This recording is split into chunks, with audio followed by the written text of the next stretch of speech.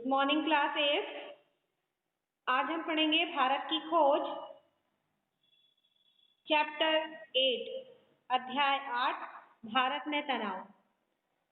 अब देखो, भारत में तनाव पाठ का सार यहाँ पे मैं तुम्हें समझाऊंगी। भारत में तनाव का बढ़ना, चुनौती, भारत छोड़ो प्रस्ताव, ये दो इसमें तुम्हारे सब हेडिंग्स आएंगी। तो पहला देखो, भारत में तनाव का बढ़ना। भारत में वर्ष 1942 में शुरू से ही तनाव बढ़ने लगा। ठीक है, युद्ध का समय पास आता जा रहा था, द्वितीय युद्ध जारी था। ऐसे में भारत के शहरों पर हवाई हमलों की संभावना बढ़ गई थी। इनका परिणाम क्या होगा? क्या भारत और इंग्लैंड के संबंधों में दूरी बढ़ जाएगी? आदि प्रश्नों ने वातावरण में तनाव की स्थिति उत्पन्न कर दी थी। ठीक है, भारत चुनौती जो थी, भारत छोड़ो प्रस्ताव। भारत छोड़ो प्रस्ताव पर विचार एवं ब्रिटेन तथा संयुक्त राष्ट्र से अपील। 7 और 8 अगस्त 1942 में अखिल भारतीय कांग्रेस ने भारत छोड़ो प्रस्ताव पर विचार एवं बहस की। अंग्रेजों को भारत छोड़ने के लिए विवश करना था। इस विशद प्रस्ताव में ऐसी अंतरिम सरकार बनने का सुझाव दिया गया जिसमें सभी वर्गों के महत्वपूर्ण लोगों का प्रतिनिधित्व हो। ठीक है, तो जिसका पहला कार्य मित्र शक्तियों के सहयोग से बाहरी आक्रमण को रोकना होगा।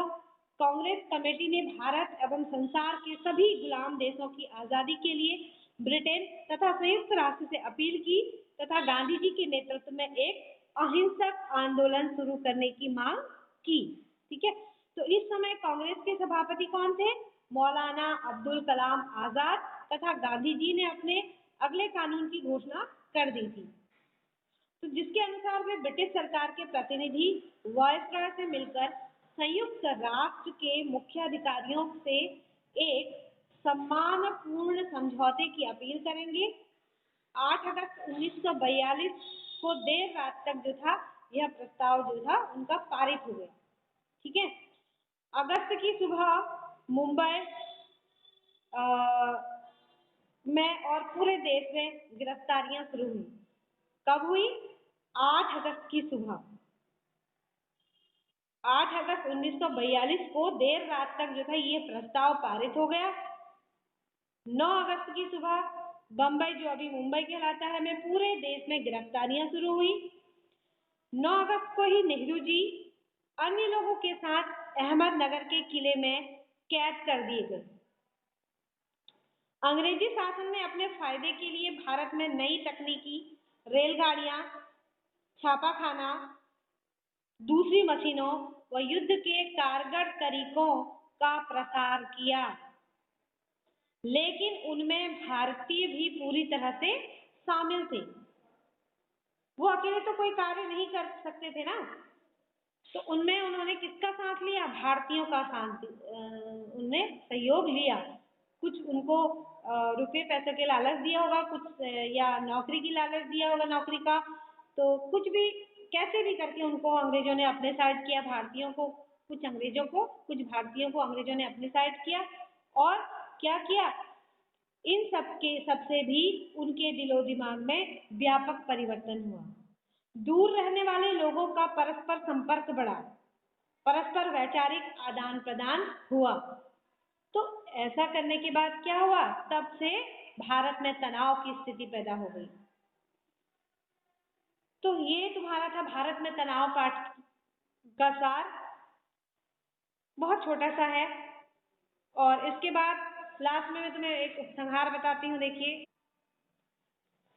2 पृष्ठ, अध्याय 9, इसी के साथ मैं इसको जोड़ रही हूँ। अध्याय 9 है 2 पृष्ठभूमियां, भारतीय और अंग्रेजी।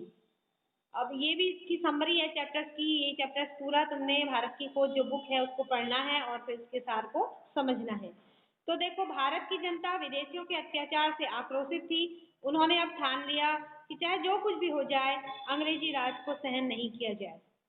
व्यापक उथल पुथल और उसका दमन, अंग्रेजों के विरुद्ध जनता का विद्रोह। देखिए, भारत छोड़ो प्रस्ताव पारित होते ही जगह जगह भारतीय नेताओं की गिरफ्तारियां शुरू होने लगी। ऐसे में भारतीय जनता भड़क उठी तथा हिंसक रुख उन्होंने अपना लिया। गिरफ्तारियां तथा गोलीबारी की घटनाओं ने जनता को चुप न बैठने पर विवश कर दिया। जब भारत में भारतीय जनता को अंग्रेजों द्वारा अनैतिक तरीके से कुचला जा रहा था, उस समय जनता को पथ प्रदर्शक की आवश्यकता महसूस हुई, क्योंकि अंग्रेजों द्वारा भारतीय नेताओं को गिरफ्तार कर जेल में डाला जा रहा था। ठीक है, ऐसे में जनता को रास्ता दिखाने के लिए स्थानीय नेता उभर कर आए तथा जनता ने उनका अनुसरण किया, परंतु यह आंदोलन सहज था। वर्ष 1942 में विद्यार्थियों ने हिंसक और शांतिपूर्ण कार्यवाहियों में बहुत महत्वपूर्ण भूमिका निभाई। 1857 की विद्रोह के बाद यह एक ऐसा विद्रोह था जिसमें जनता खुलकर आंदोलनों में भाग ले रही थी और ब्रिटिश सरकार के विरुद्ध जो था अपनी आवाज को वो बुलंद कर रही थी। अब देखिए विद्रोह का परिणाम एवं उसका क्या प्रभाव रहा। भारतीय जनता के पास अंग्रेजों का विरोध करने के लिए हथियारों का अभाव था। हथियार नहीं थे, हथियार कम थे उस समय, तो जिसमें वे उनको मुंह तोड़ जवाब देने में असमर्थ हो गए। ठीक है, तो अंग्रेजों के पास तो सारे हथियार थे, वो उस लड़ाई के विरुद्ध या भारतीय जनता पर अत्याचार करने के सारे टोटके उनके पास थे, लेकिन भारतीय जनता अंग्रेजों का कैसे मुंह तोड़ जवाब देती। उसके पास केवल सामूहिक शक्ति थी, हथियार उनके पास कोई भी नहीं था। गिरफ्तारियां तथा गोलीबारी की घटनाओं ने जनता को चुप न बैठने पर विवश कर दिया, क्योंकि गिरफ्तारियां इतनी हो रही थी, गोलीबारी इतनी हो रही थी कि भारतीय जनता उससे उग्र हो गई और चुप न बैठने पर उनको विवश कर दिया गया। जब भारत में भारतीय जनता को अंग्रेजों द्वारा अनैतिक तरीके से कुचला जा रहा था, उस समय जनता को पथ प्रदर्शक की आवश्यकता महसूस हुई, क्योंकि अंग्रेजों द्वारा भारतीय नेताओं को गिरफ्तार कर जेल में डाला जा रहा था। ऐसे में जनता को रास्ता दिखाने के लिए स्थानीय नेता उभर कर आए तथा जनता ने उनका अनुसरण किया, परंतु यह आंदोलन सहज था। वर्ष 1942 में विद्यार्थियों ने हिंसक और शांतिपूर्ण कार्यवाहियों में बहुत ही महत्वपूर्ण भूमिका निभाई। 1857 ईस्वी के विद्रोह के बाद यह एक ऐसा विद्रोह था जिसमें जनता खुलकर आंदोलन में भाग ले रही थी तथा ब्रिटिश सरकार के विरुद्ध अपनी आवाज को वो बुलंद कर रही थी। विद्रोह का परिणाम एवं उसका प्रभाव। भारतीय जनता के पास अंग्रेजों का विरोध करने के लिए हथियारों का अभाव था, जिसमें वे उनको मुंहतोड़ जवाब देने में असमर्थ थे। दूसरी ओर अंग्रेजों के सुसंगठित और हथियारबंद सैनिकों के सामने यह प्रदर्शन जो था वो पर्याप्त नहीं था। जनता देश के प्रति प्रेम तथा ब्रिटिश सरकार के विरुद्ध अपनी नफरत प्रकट कर रही थी। वर्ष 1942 में सेना और पुलिस की गोलीबारी से असंख्य लोग मारे गए। सरकारी आंकड़ों में 1028 के मरने तथा 3200 के घायल होने की बात कही गई थी, परंतु इसमें अनुमानतः 10,000 से अधिक लोगों के मरने की बात सही प्रतीत हो रही थी। भारतवर्ष में 1942 के आंदोलन के फलस्वरूप बहुत से शहरी और ग्रामीण क्षेत्रों में ब्रिटिश शासन समाप्त हो गया था। ठीक है, जिसे पुनः स्थापित करने में उसे हफ्तों लग गए। संयुक्त प्रांत के बलिया जिले को अंग्रेजों को दोबारा जीतना पड़ा। भारत की बीमारी और अकाल। अब जब भारत में बीमारी और अकाल की स्थिति हो गई तो कैसा हो गया भारत में दीन दशा लोगों की। देखिए भारतीयों की दीनहीन स्थिति तथा बीमारी। तो देखो अंग्रेजी शासन में भारतीय बहुत ही दीनहीन अवस्था से गुजर रहे थे। इसी समय भीषण अकाल पड़ गया, जिनसे उनकी स्थिति और भी बदतर हो गई। इस अकाल का प्रभाव बंगाल और पूर्वी दक्षिणी भारत पर पड़ा। ब्रिटिश शासन के 170 वर्षों में यह सबसे बड़ा अकाल था। इसकी तुलना 1786 से 1770 ईस्वी की अवधि में पड़े बंगाल और बिहार के भयंकर अकाल से की जा सकती थी। तो इसके बाद हैजा और भीषण महामारी फैल गई।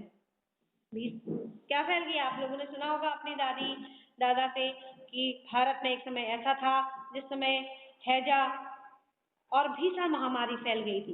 पूरे भारतवर्ष में हैजे से लोग मर रहे थे। तो ये कब की बात है?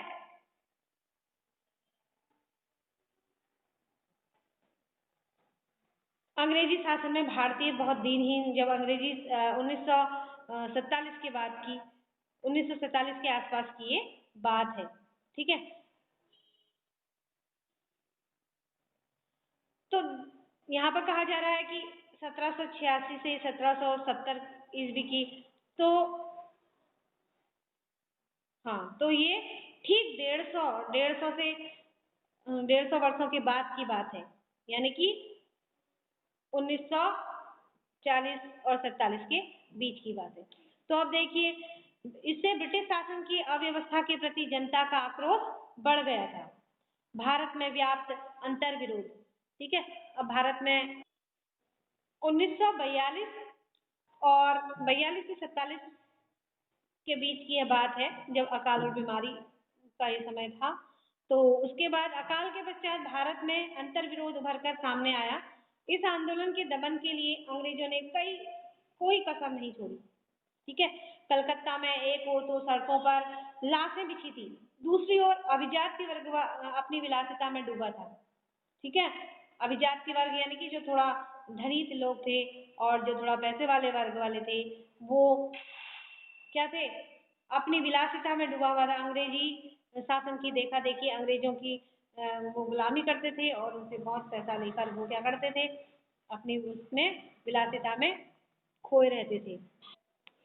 और दूसरी ओर क्या था, जो सामान्य वर्ग था वह सड़कों पर मारकाट हो रही थी, तो लड़ाई झगड़े में क्रांति में आगे आ रहे थे।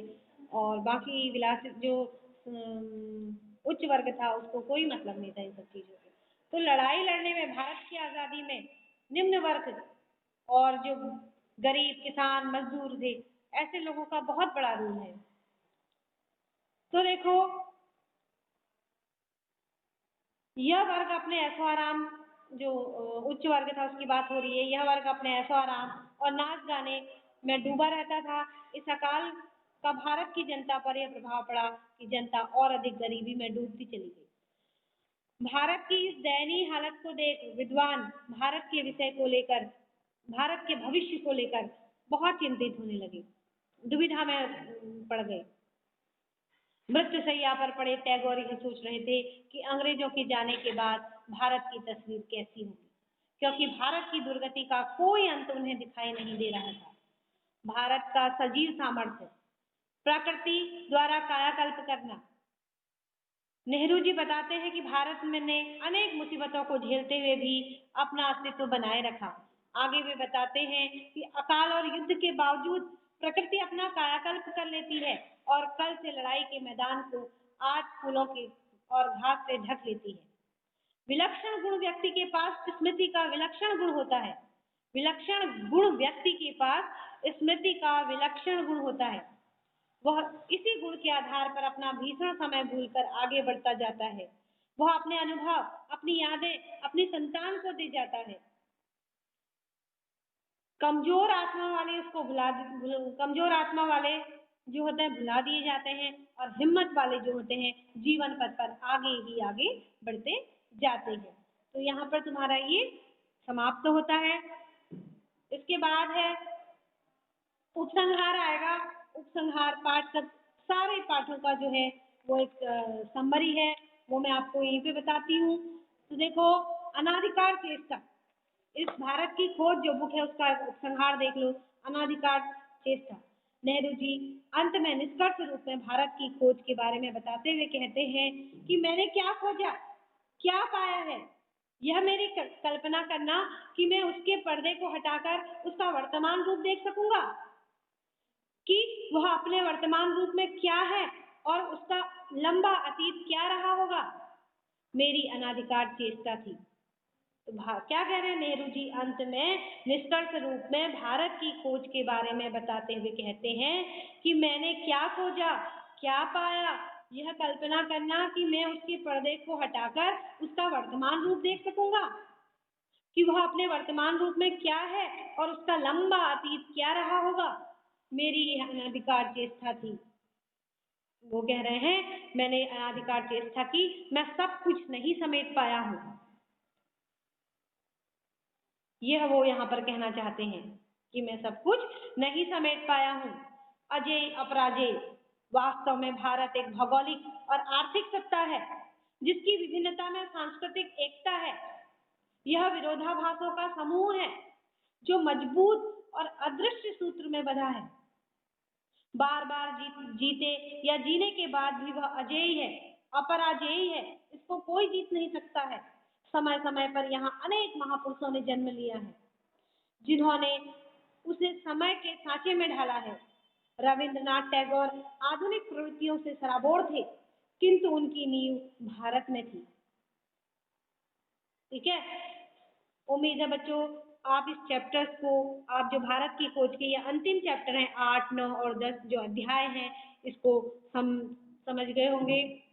इसका सार जो मैंने आपको बताया है इसे आपने समझा होगा, जाना होगा। भारत की खोज के बारे में नेहरू जी के विचार जाने होंगे। आगे आपको इन पुस्तक से जो ये चैप्टर हैं, चैप्टर्स को पूरा पढ़ना है। एक बार नहीं समझ में आया तो 2 बार पढ़ना है, 2 बार नहीं आया तो 3 बार पढ़ना है। लेकिन अगर आपने यह नहीं पढ़ा तो आपने अपने भारत को नहीं जाना, आपने अपने भविष्य को नहीं जाना है। अगर आपको भविष्य जानना है, भारत का भविष्य जानना है तो इसके लिए भारत के भूतकाल को देखना होगा। भारत के वर्तमान को आप देखना चाहते हो तो भारत के भूतकाल में देखो। और ये इस कहाँ मिलेगा आपको? भारत की खोज में मिलेगा। पंडित जवाहरलाल नेहरू द्वारा लिखित जो भारत की खोज पुस्तक है, इसमें उन्होंने भारत को समेटने की कोशिश की है, उस समय स्थिति पर को समेटने की कोशिश की है। वह कहते हैं कि मैं पूरा क्या मैंने खोज पाया और क्या मैं पाया। कल्पना करना कि उसके पर्दे को हटाकर उसका वर्तमान देख सकूं कि वह अपने वर्तमान रूप में क्या है और उसका लंबा अतीत क्या रहा होगा, ये मेरी अनाधिकार चेष्टा थी। यानी कि वो कह रहे हैं मैं समझ नहीं पाया, मैं जान नहीं पाया, मैं खोज नहीं पाया, मैं जितना करना चाहता था वो नहीं कर पाया। ये मेरी अनाधिकार चेष्टा थी कि मैं भारत को लिखना चाह रहा था। ठीक है, तो इससे ही आप समझ लीजिए कि आपको यह पुस्तक को पढ़कर क्या क्या प्राप्त हो सकता है, किन किन चीजों को आप जान सकते हो।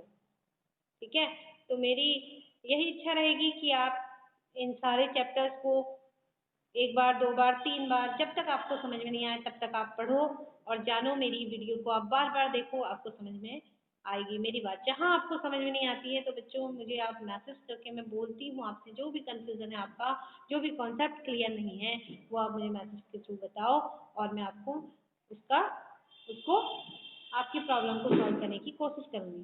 ठीक है, तो आज के लिए इतना ही। मिलते हैं अगले वीडियो में फिर, तब तक के लिए